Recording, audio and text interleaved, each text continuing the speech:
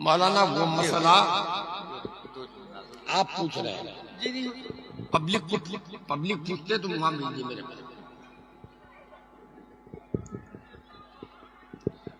मैं इस बात का कायल नहीं हूं कि किसी ने कुछ बताया हो तो फिर मैं उसके खिलाफ बता के मैं लोगों में इंतशार पैदा करूं।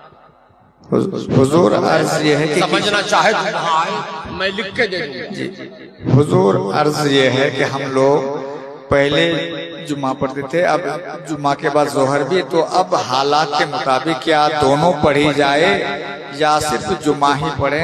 हम सभी लोग ये जानना चाहते हैं। सभी लोग नहीं चाहते। जो लोग जानना चाहते हैं हाथ उठाइए। दोनों होना चाहिए कि ये क्या है मसला?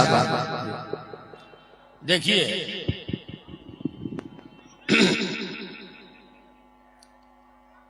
यहाँ कोई डॉक्टर भी है? अरे कोई डॉक्टर ही सही है ना? या दवा की दुकान किसी की हो, दवा की शीशी पे लिखा रहता है ना किस चीज की दवा है ये खांसी की दवा है, ये फला की दवा है, ये फला की दवा है, मगर उसके साथ वार्निंग रहता है कि डॉक्टर से पूछकर ही इस्तेमाल कीजिए। कहा है भाई हमको खांसी है, खांसी की दवा है, बुखार है, बुखार की दवा है, डॉक्टर से पूछने की जरूरत क्या है? उस सिलसिले में सुनिए मेरे अपने घर का बात। मेरे बड़े भाई हाजी साहब अभी बहयात हैं अल्हम्दुलिल्लाह, और उनकी छोटी बच्ची उस वक्त छोटी थी, अब तो 2 बच्चे की माँ, 3 बच्चे की माँ है, दोनों बीमार हुए। बीमारी क्या? बुखार 105 डिग्री बुखार, नीचे उतर ही नहीं रहा है। तो हमारे घरेलू डॉक्टर थे डॉक्टर मोहनलाल जैन, किशनगंज। हमारे यहाँ कुछ भी होता था तो हम लोग डॉक्टर मोहनलाल के यहाँ जाते थे।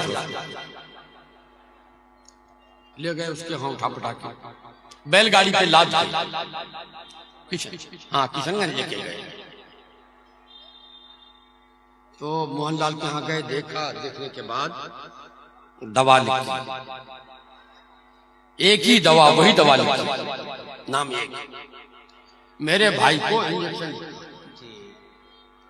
और बच्ची को टेबलेट दिया।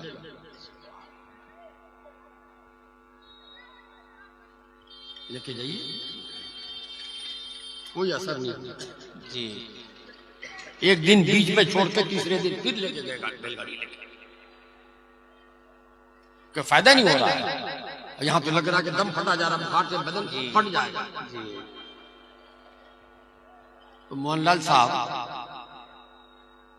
बहुत देर तक गौर करते, सोचते रहे कि भाई कोई और तो दवा नहीं है, इस बीमारी की आखिरी दवा यही है। ऐसा कीजिए, गोली दीजिए, उसके बाप को जी इंजेक्शन दीजिए, बच्ची बदल दिया। आए वही दवा तो साथ थी जी, वहीं पर किशनगंज ही में उनके यहाँ मोहल्ला साहब के यहाँ बच्ची को इंजेक्शन दे दिया। भाई साहब ने गोली और डॉक्टर ने कह दिया कि इसके अलावा कोई दवा नहीं है जी। जिंदगी है तो अच्छे हो जाएंगे, नहीं है तो हमारे पास कोई दवा नहीं। उस जमाने में कहा यहाँ वहां जाने का रिवाज नहीं था कि कलकत्ता ले जाएगा, सिलीगुड़ी ले जाएगा, पटना ले जाएगा। थोड़ी दूर चले हैं, बैलगाड़ी लेके के रास्ते से बुखार उतरना शुरू, माशाअल्लाह। घर आते आते बुखार उतर गया। ठीक, अल्हम्दुलिल्लाह। दवा वही थी, सिर्फ डोज बदल दिया कि इनको दिया जी। वाह, इंजेक्शन की जगह गोली और उनको गोली की जगह इंजेक्शन। डॉक्टर की जरूरत इसलिए है कि डॉक्टर से पूछ के तब दवा करो। बेशक ऐसा ही है, मौलवी लोग भी तो सब वैसे पढ़ा है, सब जी। किताब, मगर डॉक्टर MBBS करके तो सब डॉक्टर हो जाता है, मगर फिर MD क्यों करता है आदमी? बेशक MD करने के बाद भी अभी उसको लाइसेंस नहीं मिल जाता है, ट्रेनिंग की थी, किसी डॉक्टर के पास रहिए, LBB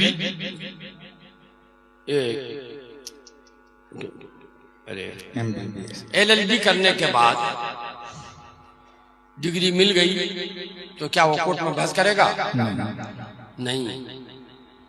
अभी पहले किसी दूसरे वकील के अंडर में रहकर प्रैक्टिस करो, तब उसका लाइसेंस मिलता है। जी।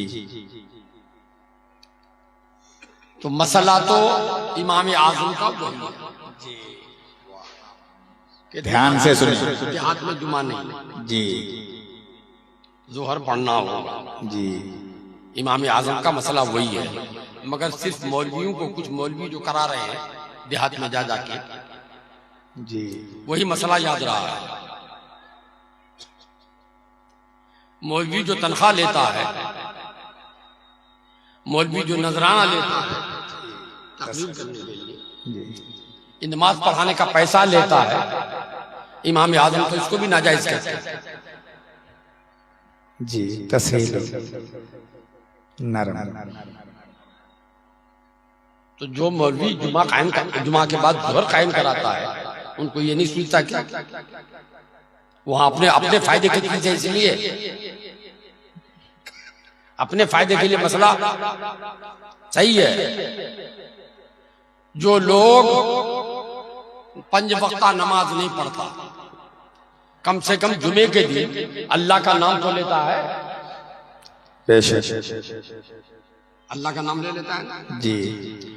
इमाम आजम के बाद इमाम अबू यूसुफ आए, उन्हीं के शागिर्द। इमाम आजम ने तो कहा था कि देहात में जुमा नहीं है। देहात किसे कहते हैं? ये कुरान में है ना, हदीस में कुछ नहीं है जी। उस जमाने के में जो देहात था, वो देहात हो तो आज भी ना जाए। जी। वो देहात देखना हो तो अब भी आप पश्चिम चले जाइए, देखिएगा कोई गांव 3 घर मुसलमान है, जी। पूरी आबादी हिंदू है। जी। कर्नाटक चले जाइए, जी। पहाड़ के किनारे नारियल के बागीचे में 10 घर 5 घर 7 घर है सिर्फ। फिर वहां से 7 किलोमीटर दूर, 10 किलोमीटर दूर तब थोड़ी आवाज, फिर 5 घर है। जी। वो 5 घर देहात, वहां जुमा नहीं होगा। जी। जी। वो उस जमाने का देहात आज भी है, वहां जाके देख लीजिए। ये देहात नहीं। इमाम अबू यूसुफ रहमतुल्लाह ताला अलैह ने फरमाया कि जिस जगह की आबादी मैं बालिग मुसलमान इतने हूं कि वहां की मस्जिद में जमा हूं, सब लोग जमा हो जाए। ये नहीं कि जो नमाजी है वही नहीं, जितने बालिग लोग हैं वो सब उस मस्जिद में जमा हो जाए तो गुंजाइश नहीं, मस्जिद में गुंजाइश न हो, मस्जिद भर जाए और जो एक आदमी बच जाए, वो जुमा के लिए शहर के हुक्म है। बेशक इमाम अबू यूसुफ रहमतुल्लाह ताला अलैह का फतवा है। तो वही किताब पढ़ने से खाली नहीं होता है। किताब पढ़ के तो चाहे तो सब कोई डॉक्टर हो जाए, फला बीमारी की दवा फला है, फला बीमारी की दवा फला है, मगर वो भी तो देखो। और फिर ये है कम्मिन हुक्मिन, जी, कम्मिन हुक्मिन हुक्मिन बेख्तलाफिल अज़मान वल अशखास। सुभान अल्लाह। जी, चोर की सजा कुरान ने लिखा है, कुरान ने फरमाया हाथ काट दो। जी, ज़िनाकार की सजा जी, कुरान ने बताया है कि अगर शादीशुदा है तो पत्थर बरसाओ इतना कि पत्थर खाते खाते मर जाए।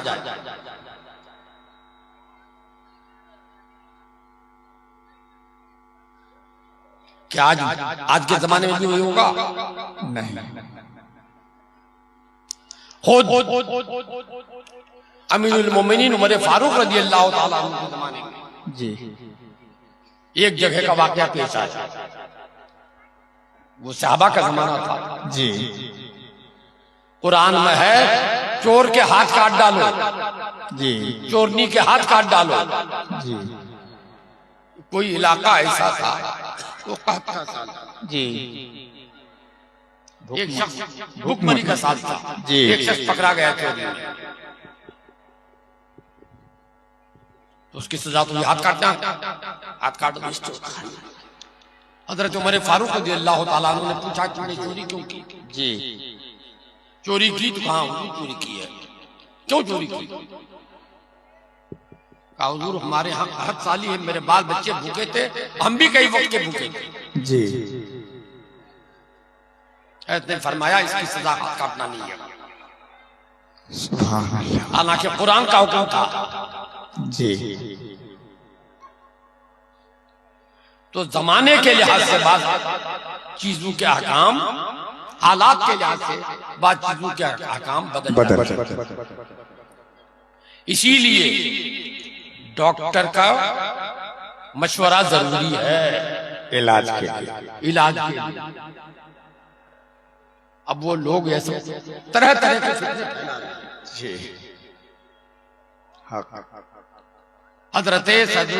हजरत हुज्जतुल इस्लाम आला हजरत के बेटे, क्या वो फतह बारक नहीं समझते थे? सुभान, बेशक समझ। वो आए, गंगटी बस्ती है आज भी मुजफ्फरपुर जिले में। जी, अब हो गया जिला सीतामढ़ी। जी,